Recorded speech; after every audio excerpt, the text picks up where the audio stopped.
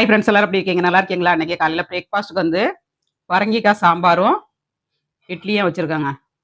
சூப்பரான breakfast. Hi friends, எல்லாரும் எப்படி இருக்கீங்க? நல்லா இருக்கீங்களா? இன்னைக்கு சூப்பராகிட்டு பிரேக்ஃபாஸ்ட் லஞ்சு பார்க்க போகிறாங்க. வீடியோ கடைசி வரை ஸ்கிப் பண்ணாமல் பாருங்கள். வீடியோ உங்களுக்கு பிடிச்சிருந்துன்னா லைக் பண்ணுங்கள், ஷேர் பண்ணுங்கள், கமெண்ட் பண்ணுங்கள். யாருமே லைக் பண்ண மாட்டேங்கிங்க, ஒரு லைக் பண்ணிட்டு பாருங்க. காலையில் பிரேக்ஃபாஸ்ட்டுக்கு வந்து இட்லியும் பரங்கிக்காய் சாம்பாருங்க. வீடியோ வந்து சேனலில் வரும் பாருங்கள். சாம்பார் ஊற்றி சாப்பிட்டு பார்க்கலாம். மல்லிகைப்பூ மாதிரி இட்லிங்க, நல்ல பஞ்சு போல். மாவு எப்படி அரைக்கிறதுன்னு வீடியோ எடுத்து போட்டிருக்கேன்.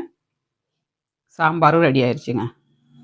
பரங்கிக்காய் சாம்பாரும் இட்லி வீடியோவும் வரும் பாருங்கள். லஞ்சு பார்க்கலாம். லஞ்சுக்கு வந்து வெண்டைக்காய் போட்டு புளிக்குழம்பு வச்சுருக்கேன், கீரை கடைஞ்சிருக்கேன், பாவைக்காய் பொரிச்சிருக்காங்க. லஞ்சு வந்து சுட சுட சோறுங்க.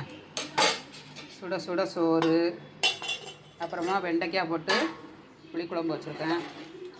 வெண்டைக்காய் புளிக்குழம்பு, அப்புறம் பாவைக்காய் பொரியல், கீரை அவிச்சு வச்சுருக்காங்க.